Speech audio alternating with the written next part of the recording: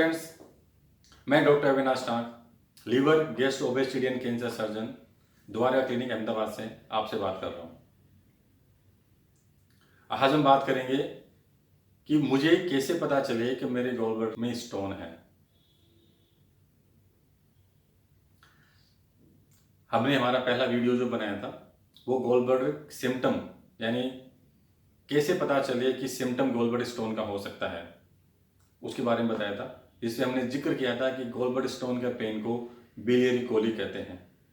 तो ये सिम्टम इतना स्पेसिफिक होता है कि एक्सपर्ट डॉक्टर्स आपके सिम्टम को सुनकर ही पता लगा लेंगे कि आपके गॉलब्लैडर स्टोन की तकलीफ है। लेकिन इसको कंफर्म करने के लिए अलग से टेस्ट करवाने की जरूरत होती है। तो अगर आपको डाउट हो कि गॉलब्लैडर में स्टोन है या नहीं है, तो सबसे सिंपल टेस्ट है अल्ट्रासाउंड, आम भाषा में जिसको सोनोग्राफी भी कहते हैं। पेट की सोनोग्राफी करवाने से ये हमें पता चल जाता है कि आपने गॉलब्लैडर में स्टोन है या नहीं है। लेकिन ये बात ज़्यादा जरूरी है कि सोनोग्राफी कराने से पहले कुछ तैयारी होना जरूरी है। गॉलब्लैडर स्टोन के बारे में अच्छी जानकारी लेने के लिए हमें कम से कम 6 घंटे भूखे रहना चाहिए या 6 आवर की फास्टिंग जरूरी है। अगर हमने खाना खा लिया है, ब्रेकफास्ट कर लिया है, तो फिर सोनोग्राफी में गॉलब्लैडर स्टोन के बारे में अच्छी जानकारी नहीं मिलती है। खाना खाने बाद गॉलब्लैडर का बाइल इंटेस्टाइन में चला जाता है और गॉलब्लैडर का साइज छोटा हो जाता है। साइज छोटा होने की वजह से सोनोग्राफी करने वाले डॉक्टर से आपको गॉलब्लैडर के अंदर स्टोन है या नहीं है वो अच्छे से दिखेगा नहीं। इसलिए गॉलब्लैडर स्टोन को अच्छी जानकारी लेने के लिए भूखे पेट सोनोग्राफी करवानी चाहिए, जिससे जानकारी मिलती है कि गॉलब्लैडर में स्टोन है या नहीं है। सोनोग्राफी एक सिंपल, सरल, आसानी से उपलब्ध होने वाला टेस्ट है जो अब हर शहर में उपलब्ध है। तो गॉलब्लैडर में स्टोन का पेन है कि नहीं है, ये कोई जानने के लिए ज़्यादा परेशान होने की जरूरत नहीं है। एक्सपर्ट सर्जन या डॉक्टर्स आपके सिम्टम से पता लगा लेंगे, और अगर हमें जब लगता है कि कुछ डाउट है कि क्लियर है कि नहीं है, तो हम सोनोग्राफी करवाते हैं और उसे पूरा क्लियर हो जाता है।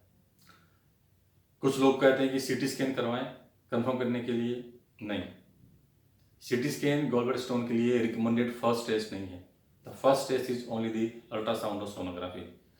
सीटी स्कैन भी गॉलब्लैडर स्टोन को मिस कर सकता है। एक विशेष तरह के स्टोन जिसमें कैल्शियम की मात्रा ज़्यादा होती है, वही स्टोन सिर्फ सीटी स्कैन में नजर आते हैं, वरना कोलेस्ट्रॉल स्टोन जो एक स्टोन की वैरायटी है वो सीटी स्कैन में नजर नहीं आते हैं, लेकिन अल्ट्रासाउंड में वो नजर आते हैं। और इवन अल्ट्रासाउंड में स्मॉल टू स्मॉल 2-3 mm के स्टोन की भी जानकारी मिलती है। इसलिए जब भी आपको डाउट हो आप डॉक्टर से कंसल्ट करें और कंफर्म करने के लिए सोनोग्राफी टेस्ट करवाएं और कंफर्म कर लें कि आपको गॉलब्लैडर स्टोन है या नहीं है। कुछ ब्लड टेस्ट भी होते हैं जो हम कभी कभी करवाते हैं। वो तभी करवाते हैं जब हमें किसी दर्दी में लगे कि इनके सिम्टम्स में गॉलब्लैडर स्टोन से होने वाले कॉम्प्लिकेशन होने की संभावना है। अगर हमें लगता है कि इनका गॉलब्लैडर स्टोन की वजह से इनको इन्फेक्शन हो रहा है, तो हम ब्लड टेस्ट करवाते हैं। और हमें लगता है कि स्टोन की वजह से इनको जॉन्डिस डेवलप हो रहा है या हुआ था, ये संभावना लगती है, तो हम फिर ब्लड टेस्ट में जॉन्डिस का टेस्ट भी करवाते हैं। मैं उम्मीद करता हूं आपको ये जानकारी अच्छी लगी होगी। तो आपसे रिक्वेस्ट है आप हमारे चैनल को लाइक करें, सब्सक्राइब करें। अगली बार मिलेंगे गॉलब्लैडर स्टोन के बारे में नई जानकारी के साथ। Thank you. द्वारका क्लिनिक के निदेशक डॉक्टर अविनाश टांक SGPGI से MS और MCH करके आज अहमदाबाद के जाने माने ओबेसिटी और गैस्ट्रो सर्जन है।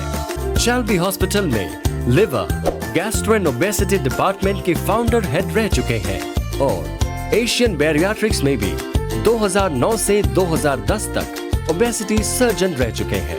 इंडिया के अलावा जापान और कोरिया में ट्रेंड डॉक्टर टांग कई राष्ट्रीय और अंतर्राष्ट्रीय अवार्ड से सम्मानित हो चुके। अभी विजिट कीजिए द्वारका क्लिनिक या कॉल कीजिए 8866020505 पर और वापस पाइए एक स्वस्थ और खुशहाल जीवन।